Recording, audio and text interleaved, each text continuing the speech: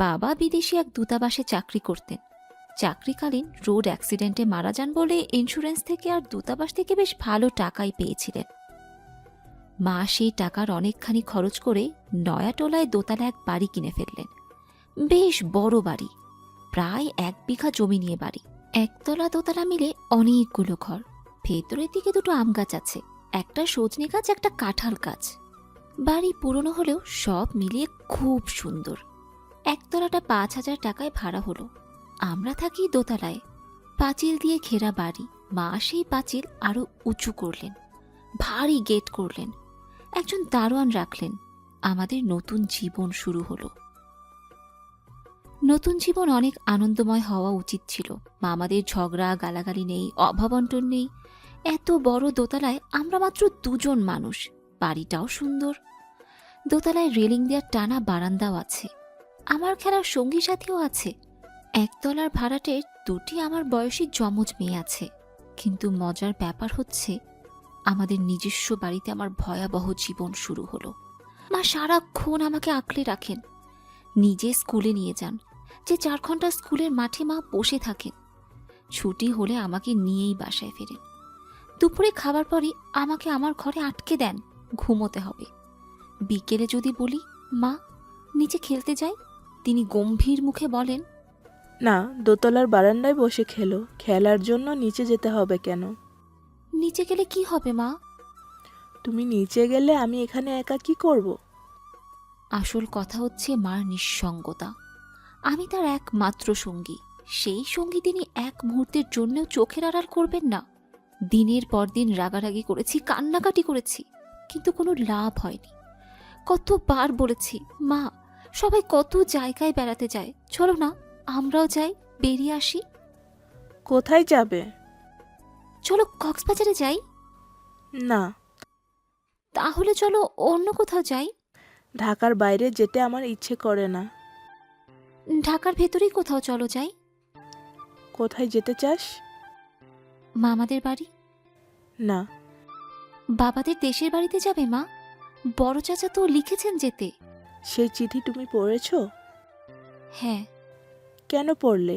আমি বলিনি আমার কাছে লেখা কোনো চিঠি তুমি পড়বে না? বলেছি? বলেছি না বলিনি? বলেছ। তাহলে কেন পড়েছো? আর পড়ব না মা। এইভাবে বললে হবে না। চেয়ারের উপর উঠে দাঁড়াও, কানে ধরো, কানে ধরে বলো আর পড়ব না। মার চরিত্রে অস্বাভাবিকতার বীজ আগে থেকেই ছিল। যতদিন যেতে লাগলো তত তা বাড়তে লাগলো। মানুষের মানিয়ে চলারও ক্ষমতা অসাধারণ। আমি মার সঙ্গে মানিয়ে চলার চেষ্টা করতে লাগলাম এবং চলতেও লাগলাম। নিজের মনে থাকি, প্রচুর গল্পের বই পড়ি। মাঝে মাঝে অসহ্য রাগ লাগে, সেই রাগ নিজের মধ্যেই রাখি, মাকে জানতে দিই না। আমার বয়স অল্প হলেও আমি ততদিনে বুঝে গিয়েছি আমি মার একমাত্র অবলম্বন। তার সমস্ত জগৎ, সমস্ত পৃথিবী আমাকে নিয়েই। মাঝে মাঝে মা এমন সব অন্যায় করেন যা ক্ষমার অযোগ্য। আমি সেই অপরাধও ক্ষমা করে দেই। একটা উদাহরণ দেই। আমি সেবার ক্লাস 9-এ উঠেছি। যারা এসএসসি পরীক্ষা দিবে তাদের ফেয়ারওয়েল হচ্ছে। ফেয়ারওয়েলে নাটক করা হবে। আমাকে নাটকে একটা পার্ট দেয়া হলো। আমার উৎসাহের সীমা রইল না। মাকে কিছুই জানালাম না।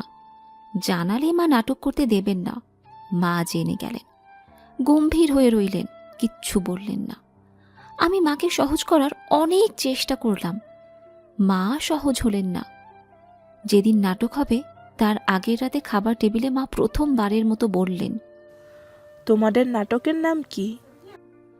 আমি উৎসাহের সঙ্গে বললাম, হাসি নাটক মা। নাম হচ্ছে 2 দুগুণে 15। দম ফাটানো হাসির নাটক। তোমার চরিত্রটা কি? আমি হচ্ছি বড় বোন, পাগলাটে ধরনের মেয়ে। তাকে যে কাজটি করতে বলা হয় না, সে সব সময় তার উল্টো কাজটি করে। তারপর খুব অবাক হয়ে বলে, ও মাই গড, এইটা কি করলাম? আমার অভিনয় খুব ভালো হচ্ছে মা। আমাদের বড় আপা গতকালই আমাকে ডেকে নিয়ে বলেছেন আমার ভেতরে নাকি অভিনয়ের জন্মগত প্রতিভা আছে। চর্চা করলে আমি খুব নাম করব। মা, তুমি কি নাটকটা দেখবে? না। দেখতে চাইলে দেখতে পারবে। এই অনুষ্ঠানে গার্জিয়ানরা আসতে পারবেন না। তবে বড় আপা বলেছেন যারা অভিনয় করছে তাদের মারা ইচ্ছে করলে আসতে পারবেন। তুমি যাবে মা, চলো না প্লিজ। মা শুকনো গলায় বললেন, দেখি। তুমি গেলে আমি অসম্ভব খুশি হব মা, অসম্ভব অসম্ভব অসম্ভব খুশি হব। এত খুশি হব যে চিৎকার করে কাঁদব। মা কিছু বললেন না। আমার মনে ক্ষীণ আশা হলো যে মা হয়তো যাবেন। আনন্দে সারা রাত আমি ঘুমোতেই পারলাম না। তন্দ্রা মতো আসে, আবার তন্দ্রা ভেঙে যায়। সে কি যে আনন্দ! ভোরবেলা দরজা খুলে বেরোতে গিয়ে দেখি দরজা বাইরে থেকে তালা বন্ধ। আমি চেঁচিয়ে ডাকলাম, মা, মা, মা। মা এলেন। আমি চেঁচিয়ে বললাম, তালাবদ্ধ করে রেখেছ কেন মা? মা শীতল গলায় বললেন, আমি অনেক চিন্তা করে দেখলাম তোমার অভিনয় করা ঠিক হবে না। কি বলছো তুমি মা? যা সত্যিই তাই বলছি। স্কুলে আপারা কি মনে করবেন মা? আমি না গেলে তো নাটক হবে না। না হলে না হবে, নাটক এমন কিছু বড় জিনিস না। পরে যখন স্কুলে যাব ওদের আমি কি বলবো? বলবি অসুখ হয়েছিল, মানুষের অসুখ হয় না। আমি কাঁদতে কাঁদতে বললাম, ঠিক আছে মা, আমি স্কুলে যাব না, তুমি তালা খুলে দাও। তালা সন্ধ্যার সময় খুলব। আমি যাচ্ছি না দেখে স্কুলের এক আপা আমাকে নিতে এলেন। মা তাকে বললেন, মেয়েটা অসুস্থ, খুবই অসুস্থ, সে মামার বাড়িতে আছে। একবার ভাবলাম চিৎকার করে বলি, আপা, আপা আমি এই বাড়িতেই আছি, মা আমাকে তালাবদ্ধ করে রেখেছে। পর মুহূর্তেই মনে হলো থাক। মা তালা খুললেন সন্ধ্যাবেলায়। তাকে কিছুমাত্র লজ্জিত বা দুঃখিত মনে হলো না। শুধু রাতে আমার সঙ্গে ঘুমোতে এসে আমাকে জড়িয়ে ধরে ব্যাকুল হয়ে কাঁদতে লাগলেন। কান্না দেখে আমি মার অপরাধ ক্ষমা করে দিলাম। আমি যখন ক্লাস 10-এ উঠলাম তখন মা আরও বড় ধরনের একটা অপরাধ করলেন। আমাদের একতলায় তখন নতুন ভাড়াটে, তাদের বড় ছেলের নাম আবির। ঢাকা ইউনিভার্সিটিতে ইংরেজিতে অনার্স পড়েন। লাজুক স্বভাবের ছেলে, কখনো আমার দিকে চোখ তুলেও তাকান না। যতবার আমার সঙ্গে দেখা হয় তিনি লজ্জায় লাল হয়ে যান। আমি ভেবে পাই না আমাকে দেখে উনি এত লজ্জা কেন পান। আমি কি করেছি? আমি তো তার সঙ্গে কথাও বলি না, তার দিকে তাকাইও না। একদিন সন্ধ্যাবেলা চায়ের কাপ হাতে নিয়ে ছাদে গিয়েছি। দেখি উনি ছাদে হাঁটাহাঁটি করছেন। আমাকে দেখে চমকে উঠে বললেন, আমার বাবা আমাকে আপনাদের এই ছাদটা দেখতে পাঠিয়েছেন, এই জন্য ছাদে এসেছি, অন্য কিছু না। আমি বললাম, ছাদ দেখতে পাঠিয়েছেন কেন? আমার বড় বোনের মেয়ে হয়েছে, এই বাসায় ওর আকিকা হবে। বাবা বললেন ছাদে প্যান্ডেল করে লোক খাওয়াবেন যদি ছাদটা বড় হয়। ছাদটা কি বড়? বড় না, তবে খুব সুন্দর। আমি যদি কিছুক্ষণ ছাদে থাকি আপনার মা কি রাগ করবেন? না, রাগ করবেন কেন?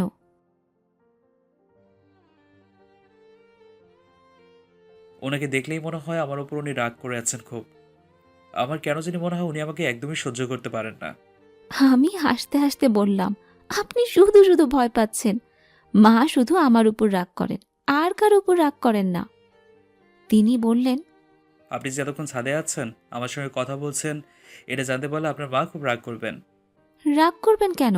আর আপনি আমাকে আপনি আপনি করছেন কেন? শুনতে বিশ্রী লাগছে। আমি আপনার ছোট বোন মীরার চেয়েও বয়সে ছোট, আমাকে তুমি করে বলবেন। মনে হলো আমার কথা শুনে তিনি খুব ঘাবড়ে গেলেন। আমার দারুণ মজা লাগলো। উনি অনেকক্ষণ চুপ থেকে বললেন, আপনি কি মানে তুমি কি রোজ ছাদে এসে চা খাও? হ্যাঁ, হেঁটে হেঁটে চা খেতে আমার খুব ভালো লাগে। হেঁটে হেঁটে চা খাই আর নিজের সঙ্গে গল্প করি। নিজের সঙ্গে গল্প করো মানে? আমার তো গল্প করার কেউ নেই, এই জন্য নিজের সঙ্গেই গল্প করি। আমি একটা প্রশ্ন করি, আবার আমিই উত্তর দিই। আচ্ছা, আপনি চা খাবেন? আপনার জন্য চা নিয়ে আসবো? না, না, না। এরকম চমকে উঠে না না করছেন কেন? আপনার জন্য আলাদা করে চা বানাতে হবে না। মা একটা বড় টিপটে চা বানিয়ে রেখে দেন, একটু পরপরই চা খান। আমি সেখান থেকে ঢেলে 1 কাপ নিয়ে আসবো। আপনিও আমার মতো হাঁটতে হাঁটতে চা খেয়ে দেখুন, খুব ভালো লাগবে আপনার। ইয়ে, তাহলে 2 কাপ চা আনো, দুজনে মিলেই খাই। তোমার মা জানতে পারলে আবার রাগ করবেন না তো? না, রাগ করবেন কেন? আমি ট্রেতে করে 2 কাপ চা নিয়ে ছাদের সিঁড়ির দিকে যাচ্ছি। মা ডাকলেন, বুড়ি, এদিকে আয়। কি ব্যাপার, চা কার জন্য নিয়ে যাচ্ছিস? আমি মার কথা বলার ভঙ্গিতে ভয়ানক চমকে উঠলাম। কি ভয়ঙ্কর লাগছে মাকে, হিংস্র কোনো পশুর মতো দেখাচ্ছে। তার মুখে ফেনা জমে গেছে, চোখ টকটকে লাল। তুই কি আবির ছেলেটির জন্য চা নিয়ে যাচ্ছিস? হ্যাঁ। এতক্ষণ কি ছাদে তার সঙ্গে কথা বলছিলি? হুম। ও কি তোর হাত ধরেছে? আমি হতভম্ব হয়ে বললাম, এইসব কি বলছো মা? হ্যাঁ কি না? মা, আমি শুধু দু একটা কথা। শোন বুড়ি, তুই এখন আমার সঙ্গে নিচে যাবি। ওই বদ ছেলের মাকে তুই বলবি আপনার ছেলে আমার গায়ে হাত দিয়েছে। আমি ওই বদ ছেলেকে শিক্ষা দেব, তারপর বাড়ি থেকে তাড়াবো। কাল দিনের মধ্যেই এই বদ পরিবারটাকে বাড়ির বাইরে বের করে দিতে হবে। আমি কাঁদতে কাঁদতে বললাম, এইসব তুমি কি বলছো মা? মা হিসহিস করে বললেন, আমি যা বললাম তা যদি না করিস আমি তোকে খুন করব। আল্লাহর কসম, আমি তোকে খুন করব। আয় আমার সঙ্গে, আয় বললাম, আয়। আমি কাঁদতে কাঁদতে মার সঙ্গে নিচে গেলাম। মা আবিরের মাকে কঠিন গলায় বললেন, আপনার ছেলে আমার মেয়ের গায়ে হাত দিয়েছে। আপনার ছেলেকে ডেকে আনুন, এর বিচার করুন। ছেলের মা হতভম্ব হয়ে বললেন, আপা, আপনি এসব কি বলছেন? আমার ছেলে এরকম নয়। আপনি ভুল সন্দেহ করছেন। আবির এমন নোংরা কাজ কখনো করবে না। উনি এসে দাঁড়ালেন। লজ্জায় ভয়ে বেচারা এতটুকু হয়ে গেছে। অবাক হয়ে তাকিয়ে আছে আমার দিকে। মা আমাকে বললেন, বুড়ি বল, তুই বল, এই বদ ছেলে কি তোর গায়ে হাত দিয়েছে? সত্য কথা বল। সত্য কথা না বললে তোকে খুন করে ফেলবো। বল, এই ছেলে কি তোর গায়ে হাত দিয়েছে? আমি কাঁদতে কাঁদতে বললাম, হ্যাঁ দিয়েছে। বুকে হাত দিয়েছে কিনা বল, দিয়েছে বুকে হাত? হ্যাঁ। মা কঠিন গলায় বললেন, আপনি নিজের কানে শুনলেন আমার মেয়ে কি বলল। এখন ছেলেকে শাস্তি দেবেন বা দেবেন না সেটা আপনাদের ব্যাপার। আমার কথা হলো আগামীকাল দুপুরের আগে আপনারা এই বাড়ি ছেড়ে চলে যাবেন। আমি এক পলকের জন্য তাকালাম আবির ভাইয়ের দিকে। তিনি পলকহীন চোখে আমার দিকে তাকিয়ে আছেন। সেই চোখে রাগ, ঘৃণা বা দুঃখ নেই, শুধুই বিস্ময় আছে।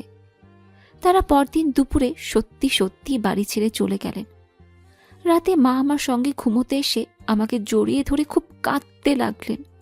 আমি মনে মনে বললাম, মা, তোমাকে আমি ক্ষমা করতে চেষ্টা করছি, পারছি না। তুমি এমন করে কেঁদো না মা, আমার কষ্ট হচ্ছে। এমনিতেই অনেক কষ্ট পেয়েছি, আর কষ্ট দিও না। প্রথম পর্যায়ে লেখা এই পর্যন্তই। তারিখ দেয়া আছে, সময় লেখা রাত 2:15। সময় নিচে লেখা। একটানা অনেকক্ষণ লিখলাম, ঘুম পাচ্ছে। এখন ঘুমোতে যাব। মা আমার বিছানায় এসে শুয়েছেন। আজ সারাদিন হাঁপানিতে কষ্ট পেয়েছেন। এখন সম্ভবত হাঁপানিটা কমেছে, আরাম করে ঘুমোচ্ছেন। আজ সারা দিন মার নামাজ কাজা হয়েছে। ঘুম ভাঙলে কাজা নামাজ শুরু করবেন, রাত পার করে দেবেন নামাজে। কাজেই মার ঘুম না ভাঙিয়ে খুব সাবধানে বিছানায় যেতে হবে। মিসির আলি তার নোটবই বের করে পয়েন্ট নোট করতে বসলেন। পয়েন্ট একটি, মেয়ের মার চরিত্রে যে অস্বাভাবিকতা আছে তা মেয়ের মধ্যেও চলে এসেছে। মেয়ে নিজে তা জানে না। সে নিজেকে যতটা স্বাভাবিক ভাবছে তত স্বাভাবিক সে নয়। একটি স্বাভাবিক মেয়ে তার মৃত বাবার জন্য অনেক বেশি ব্যস্ততা দেখাতো। এত বড় একটা লেখার কোথাও সে বাবার নাম উল্লেখ করেনি। এমন না যে বাবার নাম তার অজানা। মার সম্পর্কে রূপবতী শব্দটি সে ব্যবহার করেছে, বাবা সম্পর্কে কিছুই বলেনি। তার মা এত বড় একটা কাণ্ড করার পরেও মার কষ্টটাই তার কাছে প্রধান হয়ে দাঁড়িয়েছে। নিজেকে সে মায়ের কাছ থেকে আলাদা করতে পারছে না। এর ফলাফল সাধারণত শুভ হয় না। এত বড় ঘটনার পরেও যে মার কাছ থেকে নিজেকে আলাদা করতে পারছে না, সে আর কোনো দিনও পারবে না। মিসির আলি রূপার খাতার পাতা উল্টালেন। এসএসসিতে আমার এত ভালো রেজাল্ট হবে আমি কল্পনাও করিনি। আমাদের ক্লাসের অন্যান্য সব মেয়েদের প্রাইভেট টিউটর ছিল, তবে আমার ছিল না। মার পছন্দ নয়। মার ধারণা অল্প বয়স্ক প্রাইভেট মাস্টাররা ছাত্রীর সাথে প্রেম করার চেষ্টা করে। আর বয়স্করা নানান কৌশলে গায়ে হাত দেওয়ার চেষ্টা করে। কাজেই যা পড়লাম নিজে নিজেই পড়লাম। রেজাল্ট হবার পর বিস্ময়ে হকচকিয়ে গেলাম। কি আশ্চর্য কাণ্ড! ছেলে মেয়ে সবার মধ্যে 5th, 5টা বিষয়ে লেটার। আমি বললাম, তুমি কি খুশি হয়েছ মা? মা যন্ত্রের মতো বললেন, হুম, খুব খুশি না অল্প খুশি? খুব খুশি। আমাদের সঙ্গে যে মেয়েটা 4th হয়েছে সে শান্তিনিকেতনে পড়তে যাচ্ছে। তুমি কি আমাকে শান্তিনিকেতনে পড়তে দেবে? মা আমাকে বিস্মিত করে দিয়ে বললেন, হ্যাঁ দেব। সত্যি? হ্যাঁ সত্যি। কিভাবে যেতে হয়, টাকা পয়সা কত লাগে, খোঁজ খবর আন। তুমি তুমি সত্যি সত্যি বলছো তো মা? বললাম তো হ্যাঁ। আমার এখনো বিশ্বাস হচ্ছে না। বিশ্বাস না হবার কি আছে? এই দেশে কি আর পড়াশোনা আছে? টাকা থাকলে তোকে বিলেতে রেখে পড়াতাম। আমার আনন্দের সীমা রইল না। ছোটাছুটি করে কাগজপত্র জোগাড় করলাম। অনেক যন্ত্রণা, সরকারি অনুমতি লাগে, আরও কি কি সব যন্ত্রণা। সব করলেন রুমার বাবা। রুমা হচ্ছে সেই মেয়ে যে 4th হয়েছে। রুমার বাবা হচ্ছে সংস্কৃতি মন্ত্রণালয়ের অ্যাডিশনাল সেক্রেটারি। তিনি যে শুধু ব্যবস্থা করে দিলেন তাই না, আমাদের দুজনের জন্য 2টো স্কলারশিপেরও ব্যবস্থা করে দিলেন। পাসপোর্ট, ভিসা সব উনিই করলেন। বাংলাদেশ বিমানে যাব, ভোর 9টায় ফ্লাইট। উত্তেজনায় আমি রাতে ঘুমোতেই পারলাম না। মা আমাকে জড়িয়ে ধরে সারা রাতই ফুপিয়ে কাঁদলেন। খানিকক্ষণ কাঁদেন, তারপর বলেন, ও বুড়ি, তুই কি পারবি আমাকে ছেড়ে থাকতে? কষ্ট হবে, তবে পারবো। তুমিও পারবে। না, আমি পারবো না। যখন খুব কষ্ট হবে তখন কলকাতা চলে যাবে। কলকাতা থেকে শান্তিনিকেতন 1.5 ঘন্টা লাগে ট্রেনে। শান্তিনিকেতনে অতিথি ভবন আছে, সেখানে উঠবে। আর আমার যখন খারাপ লাগবে আমিও তাই করব, হুট করে ঢাকায় চলে আসব। তুই বদলে যাচ্ছিস। আমি আগের মতোই আছি মা, সারা জীবন এইরকমই থাকবো। না, তুই বদলাবি। তুই ভয়ঙ্কর রকম বদলাবি। আমি বুঝতে পারছি। তোমার যদি বেশি রকম খারাপ লাগে তাহলে আমি শান্তিনিকেতনে যাবার আইডিয়া বাদ দেব। বাদ দিতে হবে না, তোর এত শখ, তুই যা। মা শোনো, যাবার পর যদি দেখি খুব খারাপ লাগছে তাহলে চলে আসব। খুব ভোরে আমার ঘুম ভাঙল। দেখি মা বিছানায় নেই। দরজা খুলতে গিয়ে দেখি বাইরে থেকে তালাবদ্ধ। আমি আগের বারের মতো হইচই আর চেঁচামেচি করলাম না, কাঁদলামও না, চুপ করে রইলাম। তালাবদ্ধ রইলাম সন্ধ্যা পর্যন্ত। সন্ধ্যাবেলায় মা নিচু গলায় বললেন, ভাত খেয়ে আয় বুড়ি, ভাত দিয়েছি। আমি শান্ত মুখে ভাত খেতে বসলাম। এমন ভাব করলাম যেন কিছুই হয়নি। মা বললেন, ডালটা কি টক হয়ে গেছে? সকালে রান্না করেছিলাম, দুপুরে জাল দিতে ভুলে গেছি। আমি বললাম, টক হয়নি, ডাল খেতে ভালো হয়েছে মা। ভাত খাবার পর কি চা খাবি? চা বানাবো? বানাও। আমি চা খেলাম, খবরের কাগজ পড়লাম, ছাদে হাঁটতে গেলাম। মা যখন এশার নামাজ পড়তে জায়নামাজে দাঁড়ালেন তখন আমি এক অসীম সাহসী কাণ্ড করে বসলাম। বাড়ি থেকে পালালাম। রাত 9টায় উপস্থিত হলাম এশার বাসায়। এশা আমার বান্ধবী। এশার বাবা মা খুবই অবাক হলেন। তারা তক্ষুনি আমাকে পৌঁছে দিয়ে আসতে চান। অনেক কষ্টে তাদের আটকালাম। এক রাত তার বাসায় থেকে ভোরবেলা চলে গেলাম রুবিনাদের বাড়ি। রুবিনাকে বললাম, আমি 2 দিন তোদের বাড়িতে থাকব, তোর কি অসুবিধা হবে? আমি বাড়ি থেকে পালিয়ে এসেছি। রুবিনা চোখ কপালে তুলে ফেলল। আমি বললাম, তুই তোর বাবা মাকে কিছু একটা বল, যাতে তারা সন্দেহ না করেন যে আমি বাড়ি থেকে পালিয়ে এসেছি। রুবিনাদের বাড়িতে 2 দিনের জায়গায় আমি 4 দিন কাটিয়ে 5ম দিনের দিন মার কাছে ফিরে যাওয়ার স্থির করলাম। বাড়ি পৌঁছলাম সন্ধ্যায়। মা আমাকে দেখলেন, কিছুই বললেন না, এরকমভাবে তাকালেন যেন কোথাও বেড়াতে গিয়েছিলাম। ফিরে এসেছি। আমি চাপা গলায় বললাম, কেমন আছো মা? মা বললেন, ভালো।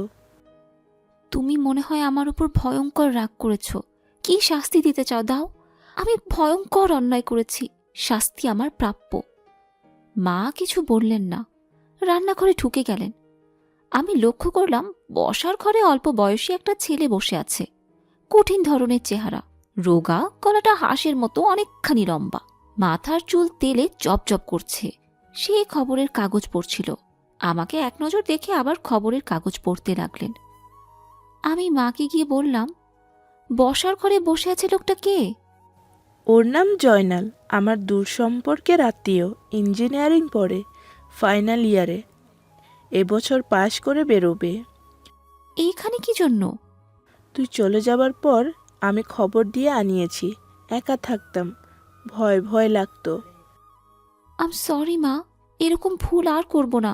আমি চলে এসেছি, এখন তুমি ওকে চলে যেতে বলো। তুই আমার ঘরে আয় বুড়ি, তোর সঙ্গে আমার জরুরি কথা আছে। আমি মার ঘরে গেলাম। মা দরজা বন্ধ করে দিলেন। মার দিকে তাকিয়ে আমি চমকে উঠলাম। এতক্ষণ লক্ষ্যই করিনি এই 5 দিনে মার চেহারা স্বাস্থ্য সম্পূর্ণ ভেঙে গেছে। তাকে দেখে মনে হচ্ছে একটা জীবন্ত কঙ্কাল। মা বললেন, তুই চলে যাবার পর থেকে আমি পানি ছাড়া আর কিছু খাইনি। এটা কি তোর বিশ্বাস হয়? আমি কাঁদতে কাঁদতে বললাম, হয়।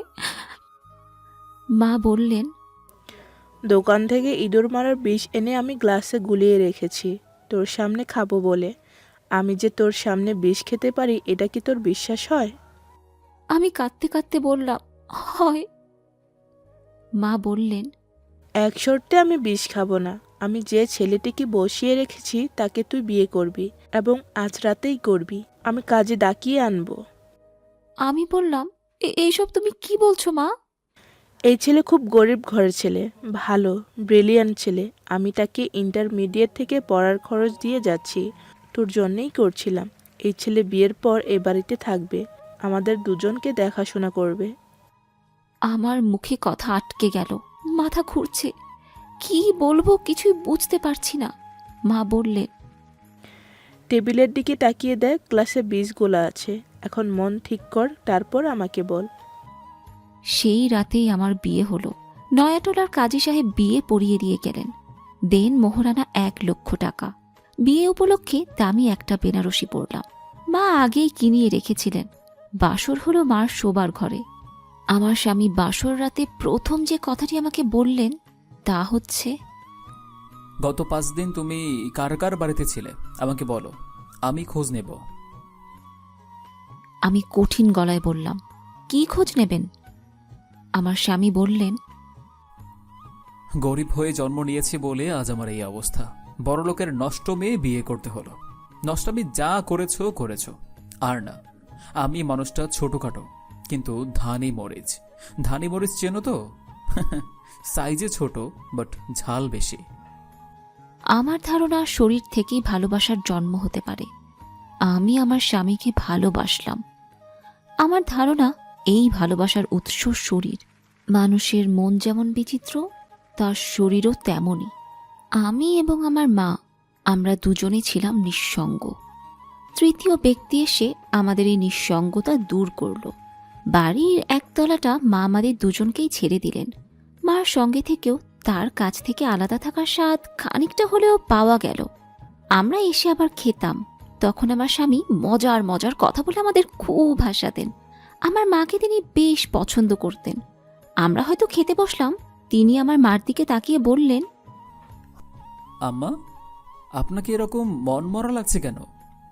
তাহলে শোনেন একটা মজার গল্প, মন ভালো করে দেবে। আমাদের দেশের বাড়িতে সফদরগঞ্জ বাজারে এক দর্জি থাকতো। এই ঈদে সে 3টা হাতা দিয়ে একটা পাঞ্জাবি বানালো। গল্প এই পর্যন্ত শুনেই মা হাসতে হাসতে ভেঙে পড়লেন। মা হাসছেন, আমি হাসছি, আর উনি গম্ভীর মুখ করে বসে আছেন কখন আমরা হাসি থামাবো সেই অপেক্ষায়। ঘর জামাইদের নানা রকম ত্রুটি থাকে। তারা সারাক্ষণ শ্বশুর বাড়ির টাকা পয়সা সম্পর্কে খোঁজ খবর করে। তাদের চেষ্টাই থাকে কি করে সবকিছু দখল করে নেওয়া যায়। আমার স্বামী তা থেকে সম্পূর্ণ মুক্ত ছিলেন। তিনি কখনো এসব নিয়ে মাথা ঘামাননি। অত্যন্ত মেধাবী ছাত্র ছিলেন। রাত দিন পড়াশোনা নিয়েই থাকতেন। অবসর সময়টা মাকে গল্প শোনাতে পছন্দ করতেন। আমাকে গল্প শোনানোর ব্যাপারে তিনি তেমন আগ্রহ বোধ করতেন না। আমার শরীর তিনি যতটা পছন্দ করতেন, আমাকে ততটা করতেন না। বিয়ের 2 মাস যেতেই আমার ধারণা হলো সম্ভবত আমি কনসিভ করেছি। পুরোপুরি নিশ্চিত হতে পারছি না। একই সঙ্গে ভয় এবং আনন্দে আমি অভিভূত। এক রাতে স্বামীকে বললাম। তিনি সরু চোখে দীর্ঘ সময় আমার দিকে তাকিয়ে বললেন, পেটে বাচ্চা? আমি চুপ করে রইলাম। বয়স কত বাচ্চার? জানি না, আমি কি করে জানবো? ডাক্তারের কাছে নিয়ে চলো, ডাক্তার দেখে বলুক। ডক্টরের কাছে নিতে হবে না। বাচ্চা কখন এসেছে সেটা তুমিই জানো। ওই যে 5 রাত ছিলে অন্য জায়গায়, ঘটনা তখন ঘটে গেছে। কি বলছো তুমি? এরকম চমকে উঠবে না। চমকে ওঠার মতো খেলা আমার সাথে খেলবে না। তোমার পেটে অন্য মানুষের সন্তান। আমি হতভম্ব। আমার স্বামী কুৎসিততম কথা কটি বলে বাতি নিভিয়ে শুতে এলেন এবং অন্য সব রাতের মতোই শারীরিকভাবে আমাকে গ্রহণ করলেন। ঘৃণায় আমি পাথর হয়ে গেলাম। আমি সত্যি সত্যি মা হতে যাচ্ছি, এই ব্যাপারে পুরোপুরি নিশ্চিত হবার পর আমার জীবন দুর্বিষহ হয়ে পড়ল।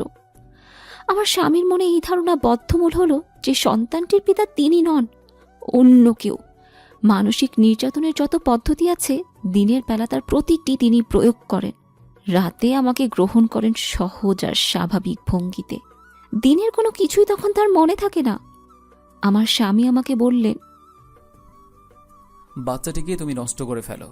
যদি নষ্ট করে ফেলো তাহলে আমি আর কিছু মনে বসে রাখবো না, সব ভুলে যাব, সব চলবে আগের মতো। তুমি মেয়ে খারাপ না। আমি বললাম, বাচ্চাটা আমি নষ্ট করব না, এই বাচ্চা তোমার। চুপ থাকো নষ্ট মেয়ে ছেলে। তুমি দয়া করে আমাকে বিশ্বাস করো। চুপ চুপ চুপ বললাম। 5 রাত বাইরে কাটিয়ে ঘরে ফিরেছ। রাতে কি মৎসব হয়েছিল আমি জানি না? ঠিকই জানি, আমি খোঁজ নিয়েছি। তুমি খোঁজ নাওনি? চুপ চুপ বললাম। আমি দিন রাত কাঁদি, আমার মাও দিন রাত কাঁদেন। এক পর্যায়ে মা আমাকে বলতে বাধ্য হলেন। আমি বললাম, আমার শান্তির দরকার নেই, অশান্তিই ভালো। মানসিক আঘাতে আঘাতে আমি বিপর্যস্ত। একদিন ইচ্ছে করেই আমার স্বামী আমাকে পেটে লাথি বসালেন, এই আশায় যেন গর্ভপাত হয়ে যায়। আমি 2 হাতে পেট চেপে বসে পড়তেই তিনি গভীর আগ্রহে বললেন, কি যন্ত্রণা খালাস হয়ে গেছে?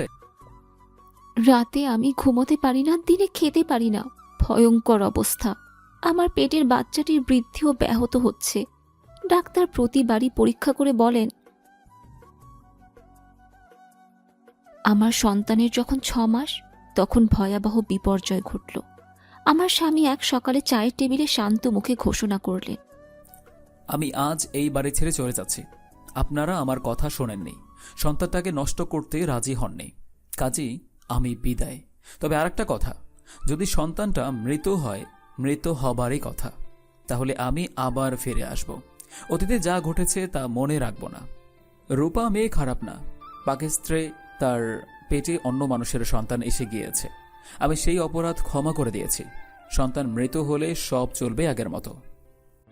আমার মা কঠিন গলায় বললেন, সন্তান মৃত হওয়ার কথা তুমি বললে কেন?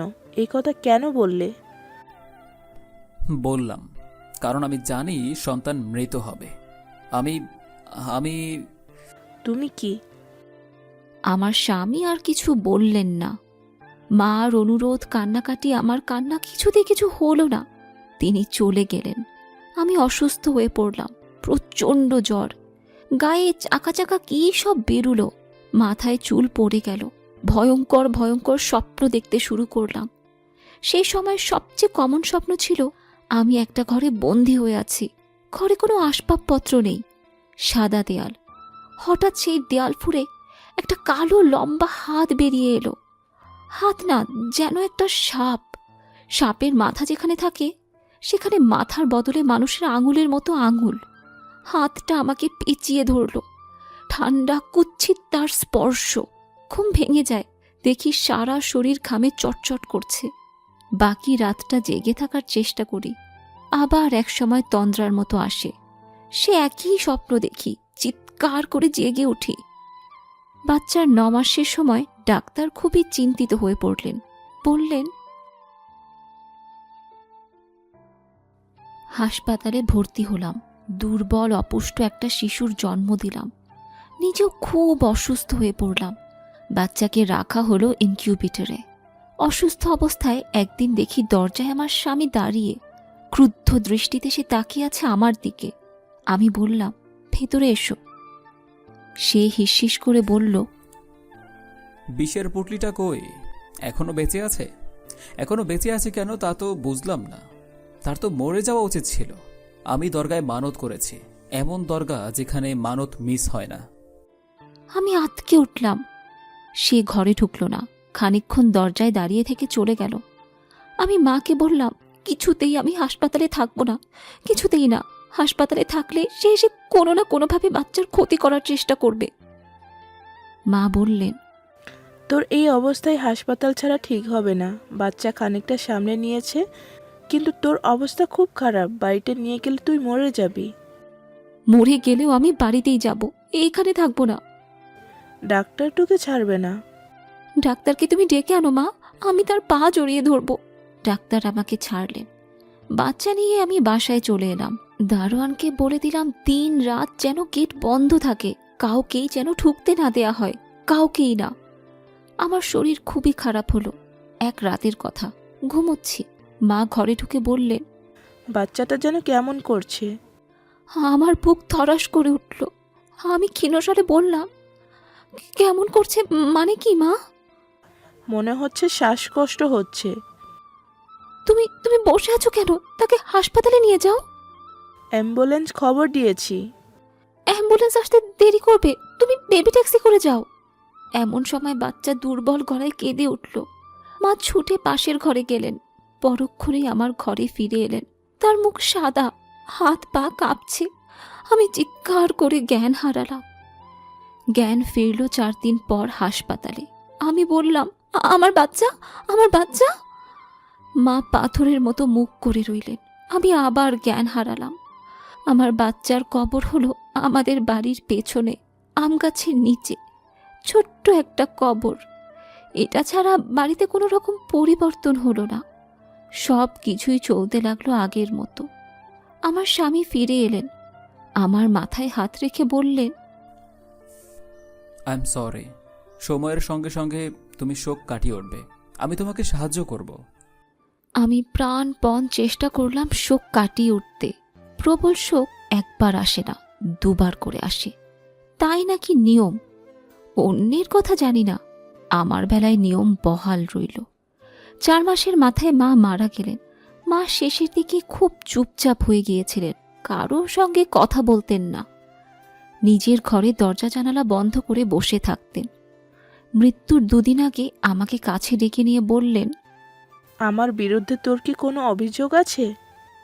আমি বললাম না। আমি মায়ের গায়ে হাত দিয়ে স্পষ্ট করে বললাম, তোমার বিরুদ্ধে আমার কোনো অভিযোগ নেই। সত্যি? হ্যাঁ সত্যি, শুধু খানিকটা অভিমান আছে। অভিমান কেন? তোমার জামাই যেমন মনে করে আমার ছেলের বাবা সে নয়, তুমিও তাই মনে করো। মা চমকে উঠে বললেন। এই কথা কেন বলছিস? আমি দীর্ঘশ্বাস ফেলে বললাম, তুমি রাত দিন এত নামাজ রোজা পড়ো, কিন্তু কখনো তুমি আমার ছেলের কবরের কাছে দাঁড়িয়ে একটু দোয়া পড়নি। তার থেকেই এই ধারণা হয়েছে। বিশ্বাস করো মা, আমি ভালো মেয়ে। মা কাঁদতে কাঁদতে বললেন, ওই কবর আমি সহ্য করতে পারি না বলে কাছে যাই না, দূর থেকে দোয়া পড়ি না। দিনরাতে আল্লাহকে ডেকে তোর ছেলের মঙ্গল কামনা করি। মা মারা গেলেন। যতটা কষ্ট পাবো ভেবেছিলাম ততটা পেলাম না, বরং নিজেকে একটু যেন মুক্ত মনে হলো। অতি সূক্ষ্ম হলেও স্বাধীনতার আনন্দ পেলাম। মনের এই বিচিত্র অবস্থার জন্য লজ্জাও পেলাম। মার মৃত্যুর মাসখানেকের মধ্যে আমার মধ্যে মস্তিষ্ক বিকৃতির লক্ষণ দেখা গেল। বারান্দায় দাঁড়িয়ে আছি, সন্ধ্যা হয় হয় করছে। হঠাৎ শুনলাম আমার বাচ্চাটা কাঁদছে, ওয়া ওয়া করে কাঁদছে। এটা যে আমার বাচ্চার কান্না তাতে কোনো সন্দেহ রইল না। আমার সমস্ত শরীর কাঁপতে লাগলো। এরকম ঘটনা প্রায় ঘটতে লাগলো। রাতে ঘুমোতে যাচ্ছি, বাতি নিভিয়ে মশারির ভেতর ঢুকছি, অমনি আমার সমস্ত শরীর ঝনঝন করে উঠল। আমি শুনলাম আমার বাচ্চা গলা ফাটিয়ে চিৎকার করে কাঁদছে। আমি ছুটে গেলাম কবরের কাছে। আমার স্বামীও এলেন আমার পেছন পেছন। তিনি ভীত গলায় বললেন, কি ব্যাপার, কি ব্যাপার? আমি বললাম, কিছু না। কিছু না তাহলে দৌড়ে চিৎকার করে নিচে নেমে এলে কেন? এমনি এসেছি, কোনো কারণ নেই। তোমার মাথাটা আসলে খারাপ হয়ে গেছে রূপা। বোধহয় হয়েছে। ভালো কোনো ডক্টরকে দিয়ে চিকিৎসা করাও। আচ্ছা করাবো, এখন তুমি আমার সামনে থেকে যাও। আমি এখানে একা একা খানিকক্ষণ বসে থাকবো। কেন? আমার ইচ্ছে করছে তাই। এখন বৃষ্টি হচ্ছে, তুমি অকারণে বৃষ্টিতে ভিজবে? হ্যাঁ। একজন ভালো সাইকিয়াট্রিস্টের সঙ্গে তোমার দেখা করা দরকার। দেখা করব, এখন তুমি যাও। সাইকিয়াট্রিস্টের সঙ্গেও দেখা করলাম। স্বামী নিয়ে যাইনি, আমি একাই গিয়েছি, কাউকে না জানিয়ে একা একা। সাইকিয়াট্রিস্ট বেশ বয়স্ক মানুষ, মাথার চুল ধবধবে সাদা, হাসি খুশি মানুষ। তিনি চোখ বন্ধ করে আমার সব কথা শুনলেন। কেউ চোখ বন্ধ করে কথা শুনলে আমার ভালো লাগে না, মনে হয় কথা শুনছেন না। এর বেলায় সেরকম মনে হলো না। আমি যা বলার সব বললাম। তিনি চোখ মেলে হাসলেন, সান্ত্বনা দেয়ার হাসি, যে হাসি বলে দেয় আপনার কিছুই হয়নি, কেন এমন করছেন।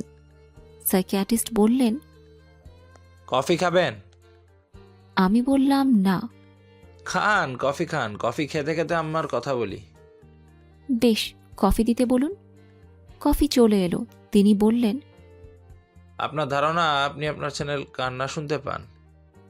ধারণা না, আমি সত্যি সত্যিই শুনতে পাই। আপনি কান্না শুনতে পান তার মানে এই না যে আপনার ছেলের কান্না। ছোট বাচ্চাদের কান্না এরকম। আমি আমার ছেলের কান্নাই শুনতে পাই। আচ্ছা বেশ, সবসময় শুনতে পান না মাঝে মাঝে পান? মাঝে মাঝে পাই। আগে থেকে কি বুঝতে পারেন যে এখন কান্না শুনবেন? তার মানে কি? গা শিরশির করে কিংবা মাথা ধরে, যার পরপর কথা শোনা যায়? না, তেমন কিছু না। আপনার মা মারা গিয়েছেন, তার কথা কি শুনতে পান? না। আপনার সমস্যাটা তেমন জটিল নয়। আপনার ছেলের মৃত্যুজনিত আঘাতে এটা হয়েছে। আঘাত ছিল তীব্র, এতে মস্তিষ্কর ইকুইলিব্রিয়াম খানিকটা ব্যাহত হয়েছে। আপনার কোলে আরেকটা শিশু হলে সমস্যা কেটে যাবে। আপনার যা হয়েছে তা হলো জীবনের দুঃখজনক স্মৃতি, মনে অবদমিত অবস্থায় আছে। আপনি চলে গেছেন অ্যানেক্সিটি সোসাইটিতে, সেখান থেকে নিউরোস্থেনিয়া। আপনার কথা কিছু বুঝতে পারছি না। বোঝার দরকার নেই, এমন কিছু করুন যেন নিজে ব্যস্ত থাকেন। ঘুমের ওষুধ দিচ্ছি, রাতে ঘুমাবার সময় খাবেন যাতে ঘুমটা ভালো হয়। যখন আবার কান্নার শব্দ শুনবেন তখন দৌড়ে কবরের কাছে যাবেন না, কারণ কান্নার শব্দ কবর থেকে আসছে না, শব্দ তৈরি হচ্ছে আপনার মস্তিষ্কে। আপনি নিজেকেই নিজে বোঝাবেন, মনে মনে বলবেন এসব কিছু না, এসব কিছু না, বাড়িটাও ছেড়ে দিন, ওই বাড়ি ছেড়ে অন্য কোথাও চলে যান। ডাক্তার সাহেবের ঘর থেকে বের হয়ে বেবি ট্যাক্সি নিয়েছি। ঠিক তখন স্পষ্ট আবার কান্নার শব্দ শুনলাম। আমার বাচ্চাটি যে কাঁদছে, এতে কোনো সন্দেহ নেই। আমি মনে মনে বললাম, আমি কিছু শুনছি না, আমি কিছু শুনছি না। তাতে কোনো লাভ হলো না। সারা পথ আমি আমার বাচ্চার কান্না শুনতে শুনতে বাড়িতে এলাম। আমার স্বামী খুব ভালোভাবে পাশ করলেন, ইলেকট্রিক্যাল ইঞ্জিনিয়ারিংয়ে প্রথম শ্রেণীতে প্রথম স্থান পেয়ে গেলেন। বিশ্ববিদ্যালয়ে তার একটা চাকরি হলো। আমরা আমাদের বাড়ি ছেড়ে কলাবাগানে 2 কামরার ছোট্ট একটা ঘর ভাড়া নিলাম। আমি সংসারে মন দেওয়ার চেষ্টা করলাম। প্রচুর কাজ এবং প্রচুর অকাজ করি, রান্নাবান্না করি, সেলাইয়ের কাজ করি, আচার বানানোর চেষ্টা করি। যে ঘর একবার মোছা হয়েছে সেই ঘর আবার ভেজা ন্যাকড়ায় ভিজিয়ে দিই। কাজের একটা মেয়ে ছিল, তাকেও ছাড়িয়ে দিলাম, কারণ একটাই, আমি যাতে ব্যস্ত থাকতে পারি। সারা দিন ব্যস্ততায় কাটে। রাতের বেলায়ও আমার স্বামী আমাকে অনেক রাত পর্যন্ত জাগিয়ে রাখেন। শারীরিক ভালোবাসার উন্মাদনা এখন আর আমার নেই, তবুও ভান করি যেন প্রবল আনন্দে সময় কাটছে। আসলে কাটে না। হঠাৎ হঠাৎ আমি আমার বাচ্চার কান্না শুনতে পাই। আমার সমস্ত ইন্দ্রিয় অবশ হয়ে আসে। আমার স্বামী বিরক্ত গলায় বললেন, কি হলো, এরকম করছো কেন? আমি নিজেকে সামলাতে চেষ্টা করি। তিনি তিক্ত গলায় বলেন, এইসব ঢং কবে বন্ধ করবে? আর তো সহ্য হয় না। মানুষের সহ্যের একটা সীমা আছে। আমি কাঁদতে শুরু করি। তিনি কুৎসিত গলায় বললেন, বাথরুমের দরজা বন্ধ করে কাঁদো, সামনে না। খবরদার চোখের সামনে কাঁদবে না। ভাড়া বাসায় বেশি দিন থাকা আমার পক্ষে সম্ভব হলো না। আমি প্রায় জোর করেই নিজের বাড়িতে ফিরে গেলাম, যে বাড়িতে আমার ছোট্ট বাবার কবর আছে। সেই বাড়ি ছেড়ে আমি কি করে দূরে থাকব? নিজের বাড়িতে ফেরার পর আলস্য আমাকে জড়িয়ে ধরল। কোনো কাজেই মন বসে না। আমি বেশিরভাগ সময় বসে থাকি আমার বাবুর কবরের পাশে। দোতলার সিঁড়ি থেকে ক্রুদ্ধ চোখে আমাকে দেখেন আমার স্বামী। তার চোখে রাগ ছাড়াও আর যা থাকে তার নাম ঘৃণা। মাথার যন্ত্রণা পুরোপুরি অগ্রাহ্য করে মিসির আলি তার নোটবই লিখে ভরিয়ে ফেলছেন। রূপার লেখা বারবার পড়ছেন।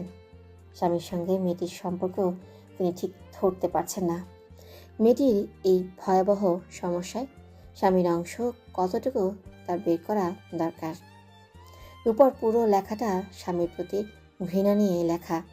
তারপরেও বোঝা যাচ্ছে ছেলেটি তার স্ত্রীকে সাহায্য করার চেষ্টা করছে। সাইকিয়াট্রিস্টের কাছে নিয়ে গিয়েছে। সাইকিয়াট্রিস্টের কথা মতো আলাদা বাসা ভাড়া করেছে। মিস এলি তার নোটবইতে লিখলেন, আমাকে ধরে নিতে হবে মেয়েটি মানসিক দিক দিয়ে সুস্থ নয়। সে পৃথিবীকে তার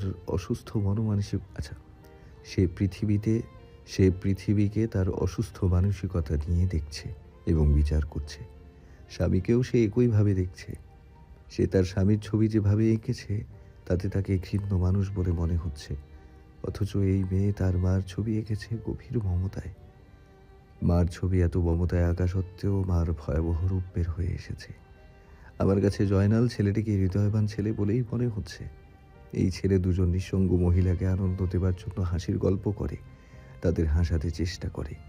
ছেলেটি দৃঢ়ভাবে বিশ্বাস করে তার স্ত্রী সন্তানটি তার নয়। তারপরেও সে স্ত্রীকে গ্রহণ করেছে, ভালোভাবেই গ্রহণ করেছে এবং বলছে মেয়েটা ভালো। রূপা শিশুর কান্না শুনছে। এটা কেন হচ্ছে বোঝা যাচ্ছে না। মিস এলি নোটবইতে কবে কবে কান্না শোনা গেল তা লিখে রাখতে শুরু করলেন। এর থেকে যদি কিছু বের হয়ে আসে। স্যার, ট্রেন দেখে আইছি। মিস এলি লেখা থামিয়ে অবাক হয়ে বললেন, কি দেখে এসেছো? ট্রেন, রেলগাড়ি। আপনি কইলেন রেলগাড়ি দেখতে। চলন্ত রেলগাড়ি কি রং দেখা যায় দেখতে কইলেন, দেখলাম। জি না, সবুজ দেখা যায়। সবুজ জিনিস চলন্ত অবস্থায় যেমন সবুজ, থামন্ত অবস্থাও সবুজ। এটা হইল আপনার সাধারণ কথা। মিস এলি চিন্তিত মুখে বললেন, সাধারণ ব্যাপারেও মাঝে মাঝে কিছু অসাধারণ জিনিস থাকে, বুঝলু? সেই অসাধারণ জিনিস খুঁজে বের করতে আমার ভালো লাগে। সারা জীবন তাই খুঁজেছি, কখনো পেয়েছি, কখনো পাইনি। চলন্ত ট্রেন তোমাকে দেখতে বললাম কেন জানো? জি না। আমি লক্ষ্য করেছি উড়ন্ত টিয়া পাখি কালো দেখা যায়। সবুজ রং গতির কারণে কালো হয়ে যায় কিনা সেটাই আমার দেখার ইচ্ছা ছিল। উড়ন্ত টিয়া পাখি কালো দেখা যায় জানতাম না স্যার। আমিও জানতাম না, দেখে অবাক হয়েছি। আচ্ছা বুঝলু, তুমি যাও, আমি এখন জরুরি একটা কাজ করছি, একটা মেয়ের সমস্যা নিয়ে ভাবছি। বজলু বলল, গৌরীপুর থেকে ডাক্তার সাহেব আইছেন, আপনারে দেখতে চান। এখন দেখা হবে না। আপনার মাথা ধরার বিষয়ে কথা কি কইতে চান? এখন যাও, বলতে পারবো না, আমি ব্যস্ত, অসম্ভব ব্যস্ত। বজলু মানুষটার মধ্যে ব্যস্ততার কিছু দেখল না। কাত হয়ে বিছানায় পড়ে আছে, হাতে একটা খাতা। এর নাম ব্যস্ততা? বজলু মাথা চুলকে বলল, রাতে কি খাইবেন স্যার?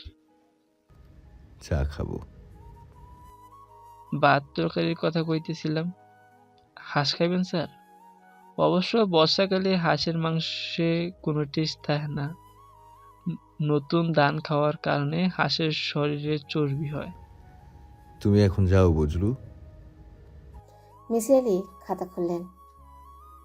আমার স্বামী এমএস করার জন্য আজ সকালে টেক্সাস চলে গেলেন। টিচিং অ্যাসিস্ট্যান্টশিপ নিয়ে গেলেন। যাবার টিকিট আমিই করে দিলাম। তিনি বললেন, আমি 6 মাসের মধ্যে তোমাকে নিয়ে যাব, তুমি পাসপোর্ট করে রাখো। আমি বললাম আমাকে নিতে হবে না, আমি ঢাকা ছেড়ে কোথাও যাব না। ঢাকা ছেড়ে যাওয়াই তোমার উচিত। কোনটা আমার উচিত আর কোনটা নয় তা আমি বুঝবো। তোমার হাজবেন্ড হিসেবে আমারও বোঝা উচিত। অনেক বুঝেছ, আর না।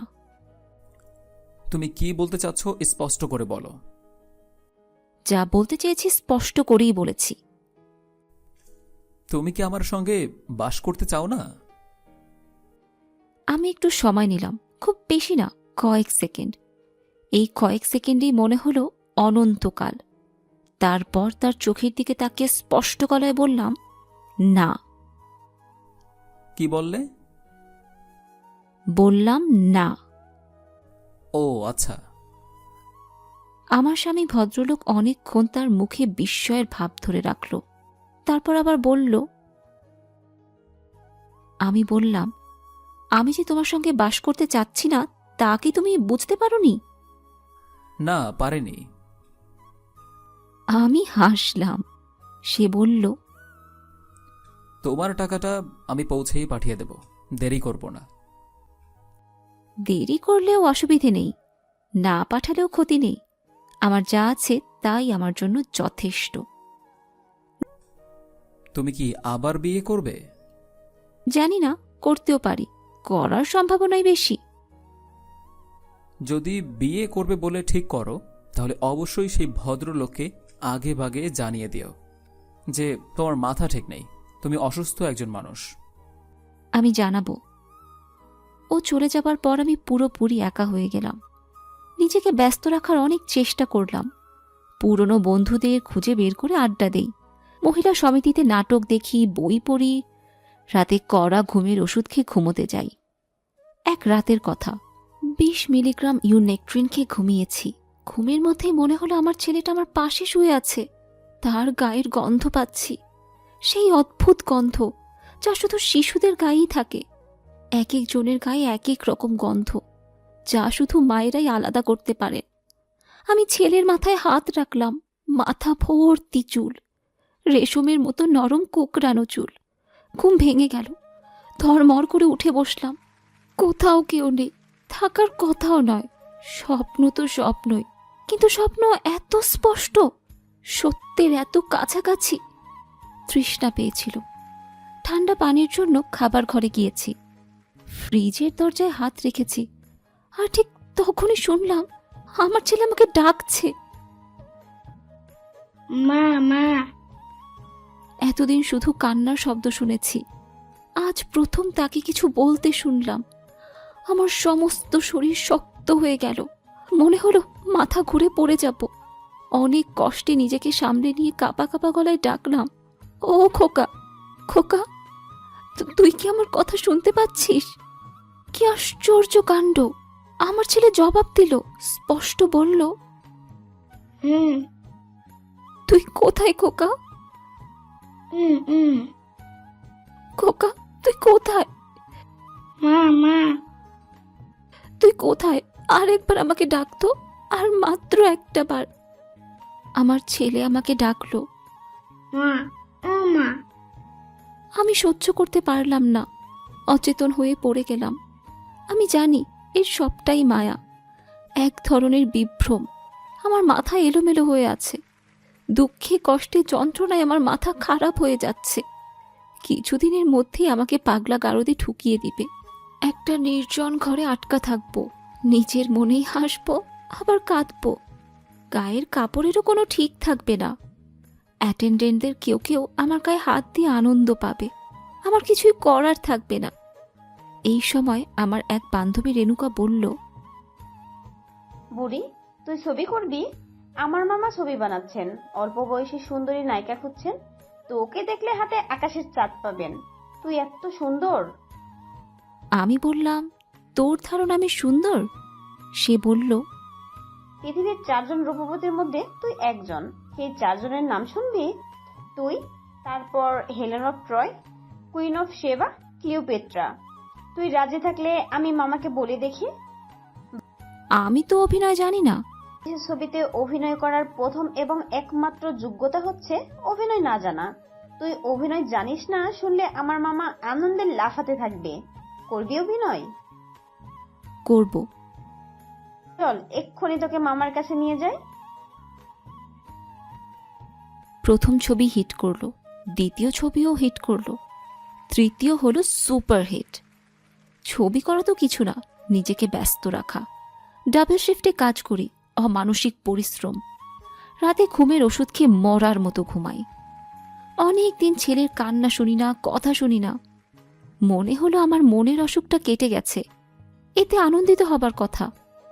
তা হই না, আমার ছেলের গলা শোনার জন্য তৃষিত থাকি। তারপর একদিন তার কথা শুনলাম। জায়া জননী ছবির ডাবিং হচ্ছে, পর্দায় ঠোঁট নাড়া দেখে ভয়েস দেয়া। একটা বাক্য কিছুতেই মেলাতে পারছি না। ক্লোজ আপে ধরা আছে বলে ফাঁকি দেবারও উপায় নেই। ঠোঁট মেলানোর চেষ্টা করতে করতে মহা বিরক্ত বোধ করছি। ডিরেক্টর বললেন, কিছুক্ষণ রেস্ট নাও রূপা, চা খাও, 10 মিনিট টি ব্রেক। আমি আমার ঘরে চলে এলাম।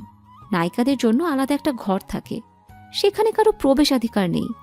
আমি একা একা চা খাচ্ছি। হঠাৎ আমার ছেলের গলা শুনলাম। প্রায় 2 বছর পর শুনছি, কিন্তু এত স্পষ্ট, এত তীব্র। আমার শরীর ঝনঝন করে উঠল। মা, ও মা, কি খোকা? তুমি কি করো? চা খাচ্ছি। তুমি কোথায়? তুই কোথায় খোকা? তুই কোথায়? এইখানে কি করছিস? খেলছি। ও খোকা, খোকা, কি? খোকা, খোকা, হুম, কাছে আয়। আমার ছেলে কাঁদতে শুরু করলো। তারপর সব আবার চুপচাপ হয়ে গেল। আমি ঘর থেকে বের হয়ে ডিরেক্টরকে বললাম, আজ আর কাজ করব না, আমাকে বাড়ি পৌঁছে দিন, আমার ভয়ঙ্কর খারাপ লাগছে। সেই রাতে আমি এক গাদা ঘুমের ওষুধ খেলাম, মরবার জন্যই খেলাম। ডাক্তাররা আমাকে বাঁচিয়ে তুললেন। মিসেস এলি খাতা বন্ধ করে ডাকলেন। বুঝলু? বুঝলু ছুটে এলো।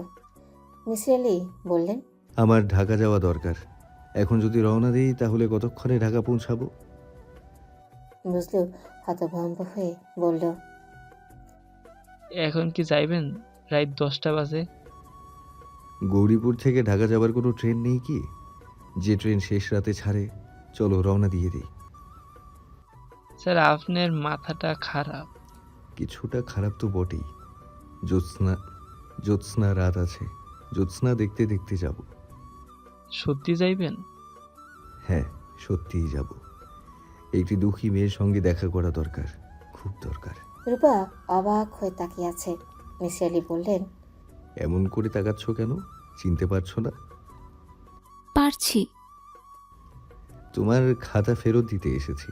সবটা পড়িনি, অর্ধেকের মতো পড়েছি। সবটা পড়েননি কেন? সবটা পড়ার প্রয়োজন বোধ করিনি। আমার যা জানার তা জেনেছি। তুমি শান্ত হয়ে আমার সামনে বসো। আমার যা বলার বলবো। আমি যখন কথা বলবো তখন আমাকে থামাবে না, চুপ করে শুনে যাবে। রূপা কিছু বলল না, তীক্ষ্ণ দৃষ্টিতে তাকিয়ে রইল।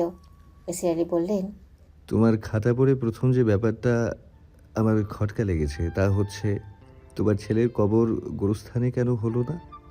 কেন তোমার বাড়িতে হলো? তোমার মা এই কাজটি কেন করলেন? যে মহিলা স্বামীর স্মৃতিচিহ্ন রাখেন না, সেই মহিলা তার নাতির স্মৃতিচিহ্ন ধরে রাখার চেষ্টা কেন করবেন? রহস্যটা কি? দ্বিতীয় খটকা, তোমার মা ধর্মপ্রাণ মহিলা। তিনি তোমার ছেলের কবরের কাছে দাঁড়িয়ে কখনো দোয়া দরুদ পড়েন না। তার মানে কি? এটা কি তাহলে কবর না? মেয়েকে ভোলানোর চেষ্টা? গোরস্থানে কবর দিতে হলে ডেথ সার্টিফিকেট লাগে। তার কাছে ডেথ সার্টিফিকেট ছিল না, কারণ বাচ্চাটি মরেনি। তুমি নিজেও তোমার মৃত শিশু দেখোনি।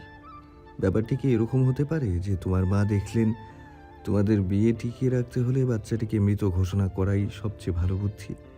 বাচ্চাটি দূরে সরিয়ে দিতে তার খারাপ লাগলো না, কারণ তিনিও খুব সম্ভবত তোমার স্বামীর মতোই বিশ্বাস করেছেন এই শিশুর বাবা তোমার স্বামী নন। তোমার মা মানসিকভাবে অসুস্থ একজন মহিলা, তার পক্ষে এরকম মনে করাই স্বাভাবিক। এখন আসছি তুমি যে শিশুর কথা শুনতে পাচ্ছ সে ব্যাপারটিতে। শিশুর সঙ্গে মায়ের টেলিপ্যাথিক যোগাযোগ মোটামুটিভাবে স্বীকৃত। তুমি তারিখ দিয়ে দিয়ে যেসব তুমি তারিখ দিয়ে দিয়ে সব লিখেছো বলে আমার খুব সুবিধা হয়েছে। আমি লক্ষ্য করলাম শুরুতে তুমি শুধু কান্না শুনতে। প্রথম যখন মা মা ডাক শুনলে, হিসেব করে দেখলাম শিশুটির বয়স তখন 1 বছর। 1 বছর বয়সী শিশুরা মা ডাকতে শেখে। তোমার লেখা থেকে তারিখ দেখে হিসাব করে বের করলাম তোমার ছেলে পুরো বাক্য যখন বলেছে তখন তার বয়স 3। এই বয়সে বাচ্চারা ছোট ছোট বাক্য তৈরি করে। আশ্চর্যজনক হলেও সত্যি যে তোমার সঙ্গে তোমার ছেলের এক ধরনের যোগাযোগ হয়েছে। পুরো ব্যাপারটা প্যারানর্মাল সাইকোলজির বিষয় এবং রহস্যময় জগতের অসাধারণ একটি উদাহরণ। আমার ধারণা একটু চেষ্টা করলেই তুমি তোমার ছেলেকে খুঁজে পাবে। এত বড় একটা কাজ তোমার মা একা করতে পারবেন না, তাকে কারো না কারো সাহায্য নিতে হয়েছে। তোমাদের বাড়ির দারোয়ান, কাজের মেয়ে, এদের কাছ থেকে সাহায্য পেতে পারো, পুলিশকে খবর দিতে পারো। বাংলাদেশের পুলিশের গোয়েন্দা বিভাগ ইচ্ছা করলে অসাধ্য সাধন করতে পারে।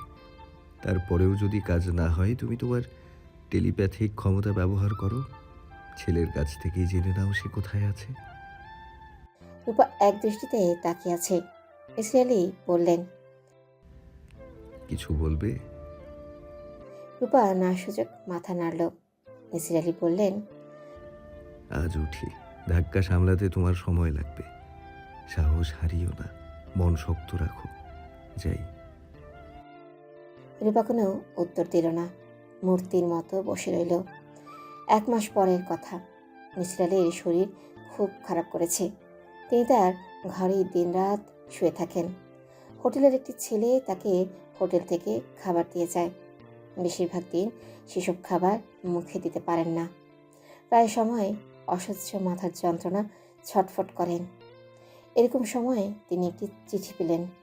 হাতে লেখা দেখেই চিনলেন রূপার চিঠি।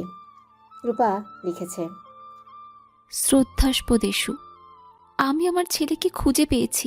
সে এখন আমার সঙ্গেই আছে। আপনার সামনে আসার সাহস আমার নেই। আমি জানি আপনাকে দেখে চিৎকার করে কেঁদে কেটে একটা কাণ্ড করব, আপনাকে বিব্রত করব। আমি কোনো দিনই আপনার সামনে যাব না। শুধু একদিন আমার ছেলেটাকে পাঠাবো। আপনি তার একটা নাম দিয়ে দেবেন এবং তার মাথায় হাত দিয়ে একটু আদর করবেন। আপনার পূর্ণ স্পর্শে তার জীবন হবে মঙ্গলময়। আমি শুনেছি আপনার শরীর ভালো না, কঠিন অসুখ বাঁধিয়েছেন। আপনি চিন্তা করবেন না। একজন দুঃখী মার হৃদয়ে আপনি আনন্দে পূর্ণ করেছেন। তার প্রতিদান আল্লাহকে দিতেই হবে। আমি আল্লাহর কাছে আপনার আয়ু কামনা করছি। তিনি আমার প্রার্থনা শুনেছেন। মাথায় তীব্র যন্ত্রণা নিয়েও তিনি হাসলেন। মনে মনে বললেন, বোকামে, প্রকৃতি প্রার্থনার বশ নয়। মিসির আলি টিয়া পাখির বিষয়টি নিয়ে ভাবতে বসলেন। উড়ন্ত টিয়া পাখি কালো দেখায় কেন? কিছু একটা নিয়ে ব্যস্ত থাকা, মাথায় তীব্র যন্ত্রণা ভরে থাকার ছেলে মানুষই একটা চেষ্টা।